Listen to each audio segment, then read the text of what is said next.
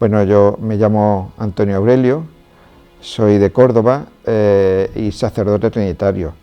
La orden trinitaria es una orden que nació el origen en Francia en 1198, tuvimos la aprobación por el Papa y estaba destinado a la liberación de los perseguidos, de los esclavos que durante las cruzadas se habían hecho.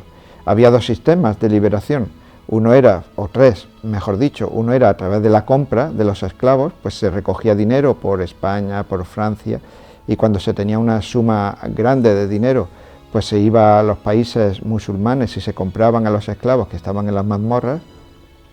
Otra era comprando a los musulmanes que estaban en las cárceles de Europa para luego llevarlos allí e intercambiarlos con los cristianos, y otra era pues cuando no se tenía ni dinero ni se tenía musulmanes para intercambio, los mismos trinitarios se quedaban en las mazmorras para dejar salir a los cristianos que estaban allí. Entonces, desde más de 800 años, los trinitarios han estado liberando a esclavos a causa de la fe en Cristo, no cualquier tipo de esclavo, sino está escrito en la regla que es a causa de la fe en Cristo. Para darle una visión más contemporánea y más podríamos decir burocrática, porque es un poco lo que en el mundo en el que nos movemos, pues este carisma, esta actividad, se ha reorganizado dentro de la Orden Trinitaria como una asociación o grupo que está en toda la familia trinitaria, que se llama Solidaridad Internacional Trinitaria. La sede central está en Roma y luego en cada país que existe orden trinitaria, comunidades y provincias, pues hay una delegación de Solidaridad Internacional Trinitaria. Bueno, nosotros estamos llevando proyectos en Siria desde que empezó la guerra, desde hace 5 años. Y no solamente en Siria, también en Irak, en los países donde existe persecución religiosa, también en China, también en la India, también en Pakistán, etcétera, ¿no? Nosotros todo lo que sea proyectos de urgencia para ayudar a los cristianos que están siendo asesinados, encarcelados, perseguidos en general, pues allí intentamos hacer lo que podamos, dentro de nuestras limitaciones, porque nosotros somos una orden pequeña y no recibimos subvenciones, porque nuestro trabajo, nuestra misión es para los cristianos.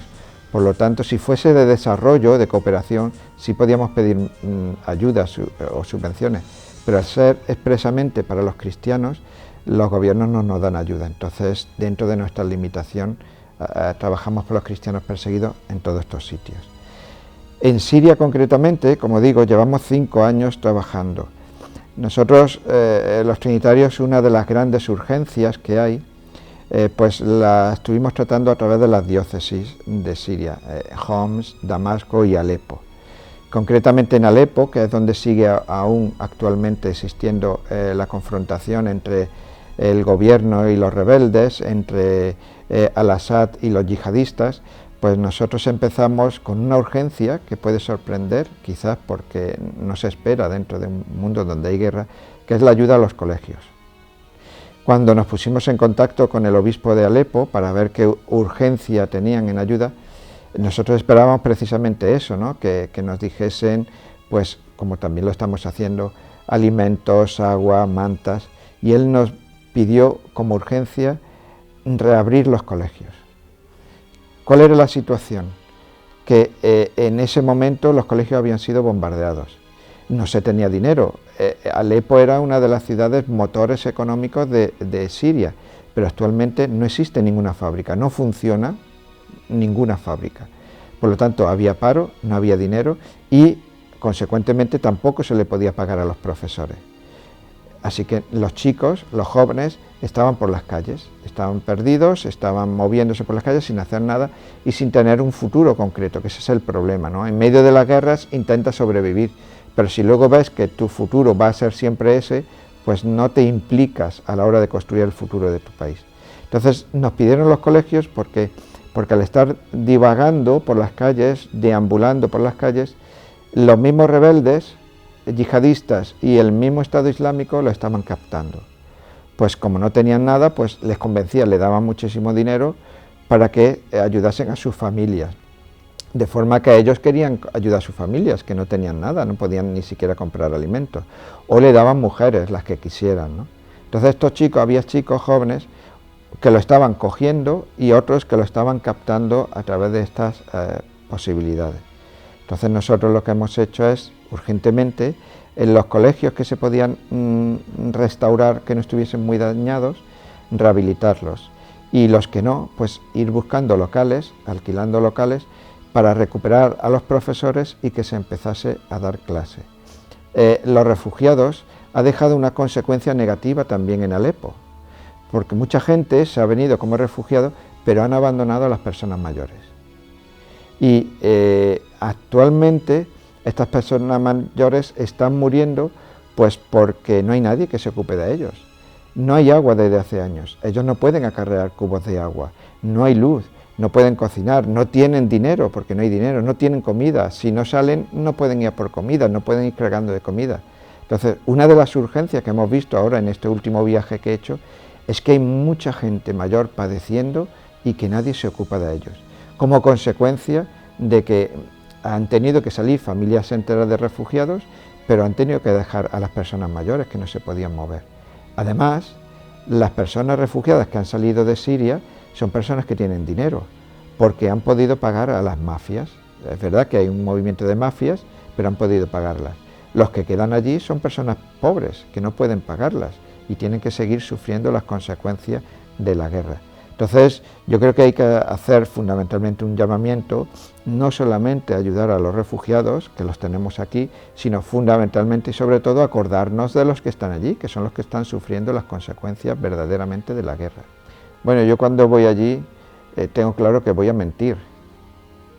Hacemos un acto de fe, ¿no? Porque voy a decirle a la gente de allí que estamos pendientes de ellos, que estamos apoyándolos, que no nos olvidamos de ellos, cosa que no es verdad. En Occidente, fundamentalmente a nivel de gobiernos, se acuerdan de Siria para decir que el gobierno está matando a los rebeldes, que mira por caso son yihadistas y por lo tanto es extraño que Occidente y Estados Unidos se haya puesto aquí de acuerdo con los rebeldes, con los yihadistas en contra del gobierno. Un gobierno que no hay que olvidar que era uno de los países más laicos que existía y uno de los países más abiertos que existía. Y ahora, de buenas a primeras, un gobierno no cumple los derechos humanos y se han puesto en contra, cuando realmente el gobierno que no cumple los derechos humanos es Arabia Saudita, que es la que ha organizado la guerra apoyada por Estados Unidos y Europa. Y hablando por caso, nos decía uno de los militares que los yihadistas están utilizando armamento muy sofisticado, porque están encontrando balas, proyectiles, que van directamente por la parte sensorial del calor, van directamente al corazón y a la cabeza de las personas. Eso son armas que entran a través de Turquía, vendidas por Estados Unidos. Yo estuve en otro viaje, no en este, en una ciudad, en un pueblo que está a unos 50 kilómetros de Damasco, que se llama Maalula.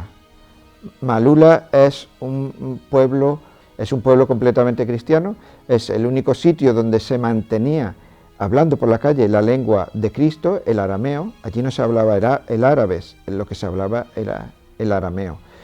Fíjate que en medio de un pueblo cristiano siempre hay una mezquita para vigilar, ¿no? Pero bueno, es un pueblo que estaba aceptado, hay convivencia, había convivencia en Siria.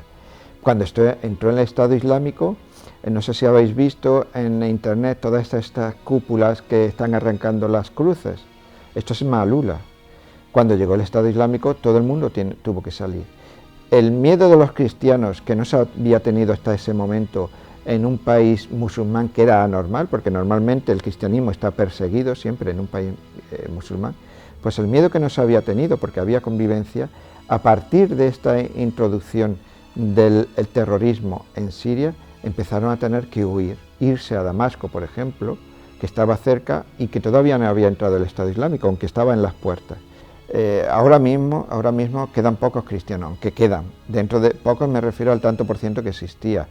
Entonces el rechazo que tienen los cristianos es muy evidente, Primero porque no saben qué hacer, no saben en dónde meterse, porque ya se encuentran que están perdidos, no saben si realmente van a tener apoyo o no apoyo. Por eso digo yo, cuando voy, que voy a decir mentiras para decirle que tienen un apoyo, pero realmente el problema de los cristianos es una persecución que nunca lo han vivido en los últimos años, durante el periodo que ha existido en Siria, pero que ahora sí lo están viviendo claramente. La fe es muy rica allí, ¿no? Muy rica en el sentido de que no es una fe, podríamos decir, cuestionada. Nosotros cada día nos cuestionamos la fe. En nuestro mundo cada día, bueno, si creemos, si no creemos, si esto nos quita la fe, si esto nos aumenta la fe, estamos haciendo una evaluación constante de la fe. Allí no se hace evaluación de la fe. Aquí, pues, lo que ha dicho este cura no me gusta, lo que ha dicho el otro, lo que dice el Papa, etcétera. Hacemos constantemente juicios en función de nuestra religión y nuestra fe. Allí no existe esa serie de juicios.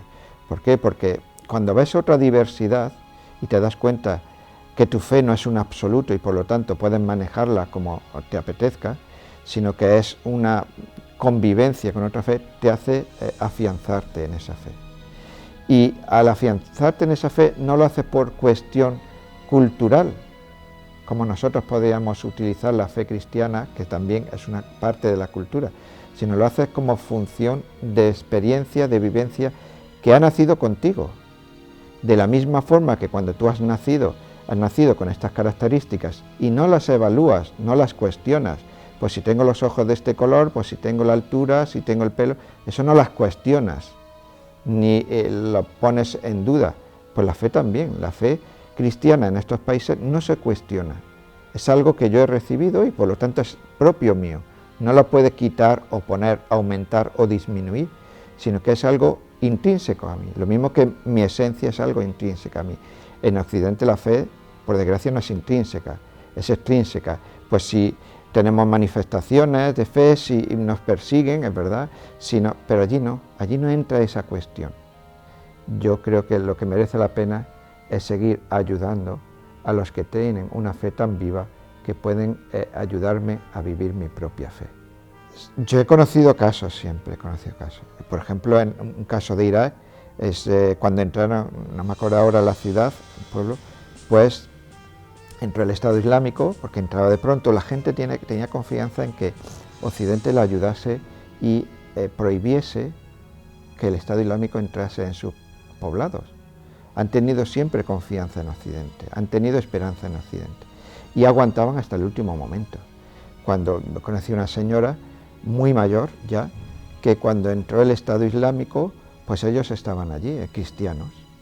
Y en ese momento en que entró el Estado Islámico, el marido salió de la casa a ver qué pasaba, a ver cómo estaba la situación. Estaban entrando por la calle y uno de los del Estado Islámico sabían que son cristianos porque se notan y ellos utilizan los signos cristianos, no se esconden, no se han escondido nunca porque no han necesitado esconderse. Entonces sabían que era cristiano, él estaba en la puerta de su casa y en el momento que pasaron los del Estado Islámico le dijeron lo que usted ha dicho, ¿no? O te conviertes al Islam o te matamos directamente, esa era la única posible que se ponía. Y él le dijo, no, pero si yo soy cristiano, yo no tengo ningún problema de convivencia, pudo decir lo que allí mismo le pegaron un tiro y se cayó en la puerta de su casa, lo mataron en la puerta de su casa. Esta mujer corriendo se escondió debajo de la cama y esperando a que pasase la situación, ¿no? No entraron a la casa y por lo tanto no la encontraron. Cuando volvió a oír un ruido que ella interpretó que era un ruido de persona amiga, efectivamente salió de la casa y eran coches y camiones de gente que habían visto lo que estaba pasando con el Estado Islámico y estaban huyendo. Y ya le pidieron a ella que se montase en una camioneta, una mujer completamente que va en silla de ruedas con la artrosis desfigurada, que se montase como sea en una camioneta para salir huyendo.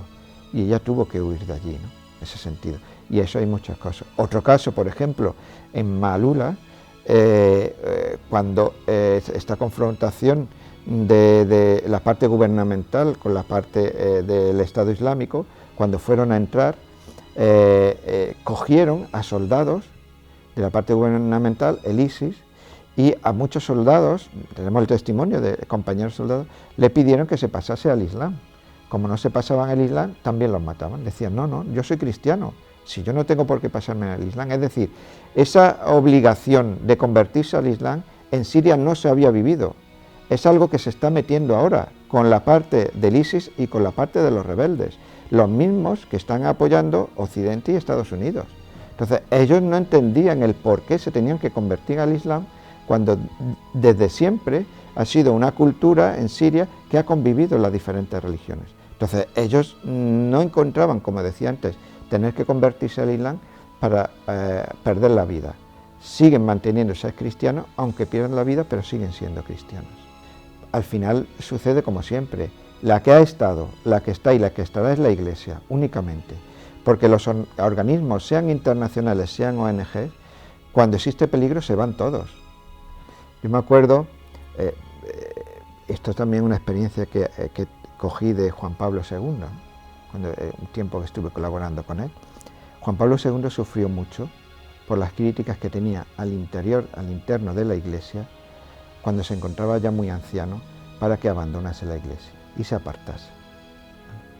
Entonces, es verdad, porque a veces el último viaje que tuvo aquí en España, yo estaba ayudando en la Anunciatura, pues daba muchas veces una imagen penosa en ese aspecto, ¿no? Pero Juan Pablo II, en medio de ese sufrimiento, de la crítica interna que había en la Iglesia para que lo dejase, él decía, pero si yo he puesto mi vida en manos de Dios, Él me puede llamar cuando quiera, cuando le dé la gana. Si no me llama, es porque quiere que esté aquí, es decir, porque algo querrá de mí. Si yo ya no le sirvo a Dios, pues es Él libre de llamarme cuando le dé la gana. Mi vida ya no es mía, es suya. Y por lo tanto es el dueño, y es el jefe, y es el que decide. Entonces yo no puedo hacer cosas que vayan en contra de Dios. Él me ha puesto aquí, pues Él es el que decide. Cuando Él quiera, que me llame. Yo aprendí mucho ese abandono de Juan Pablo II en Dios, y me llamó mucho la atención porque yo he sido una persona que ha querido siempre controlar mi vida, es decir, ser consciente de las decisiones que tomo, y a partir de ese momento siempre me dejo llevar.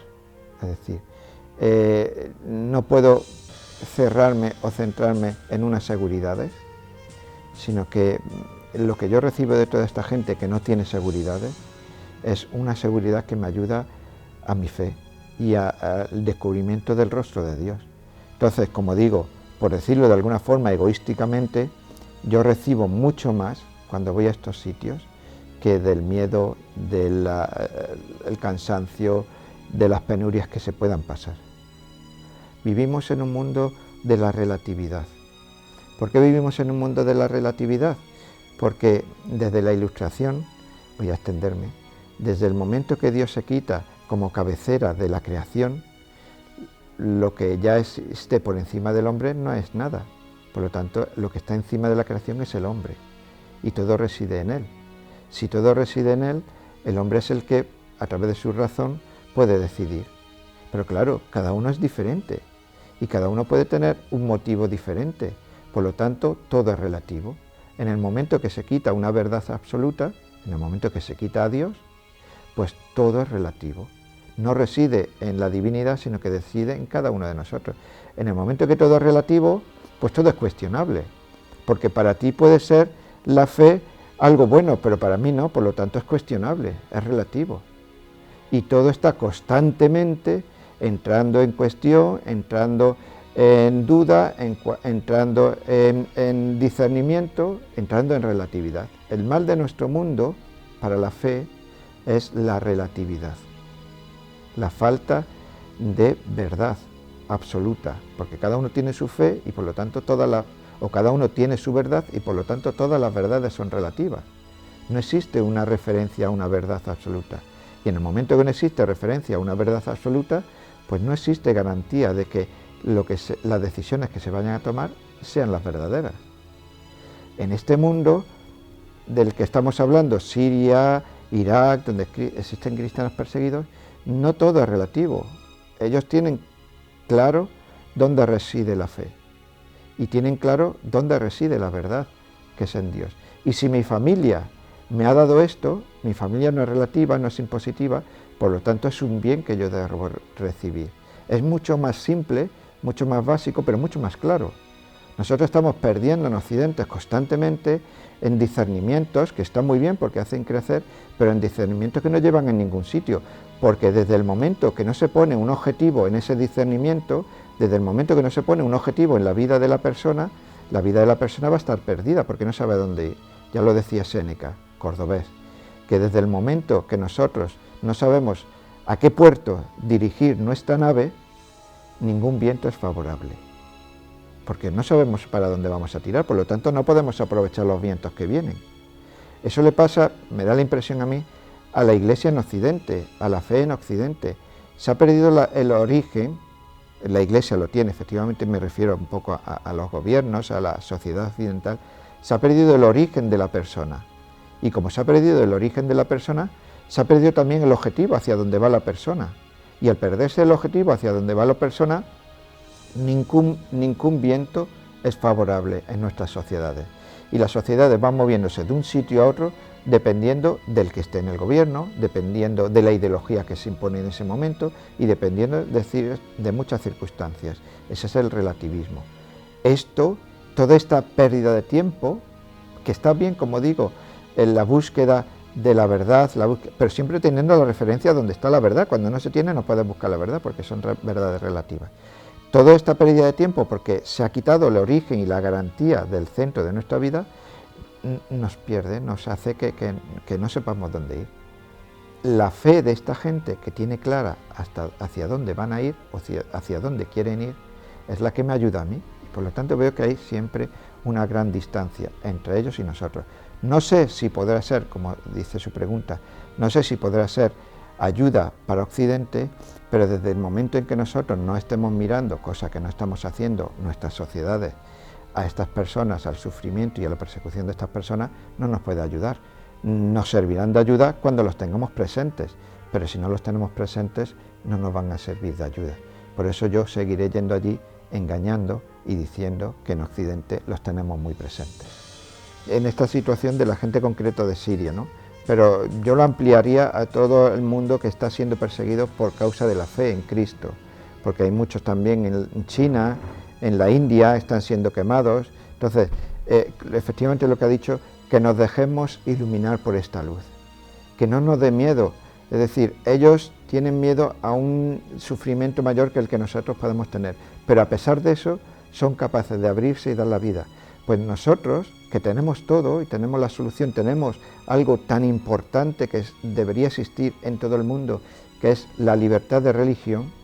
Nosotros que tenemos esta libertad de religión, que nos dejemos abrir y nos dejemos iluminar por esta llama, que es una llama pequeñita que está existiendo ahora, pero que si dejamos que entre en nuestro mundo, va a dar un cambio verdaderamente en la religión de Occidente, porque nos van a ayudar a poner el centro de nuestra fe donde corresponde, y es en Dios, y es solamente en Dios, independientemente de otras alternativas, otras ayudas culturales que podamos adornar esa fe, pero nos van a ayudar a poner el centro, la fuerza de nuestra fe en lo que realmente debería tenerla, que es en Dios.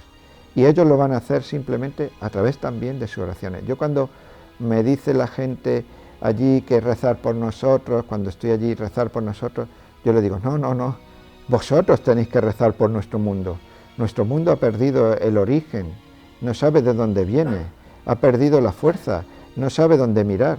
Vosotros que lo tenéis claro, que tenéis vuestro mundo, vuestra fe, vuestro interior iluminado, sois los que tenéis que rezar para que nos ayudéis a poner la luz también en nuestro propio interior, en nuestra propia fe.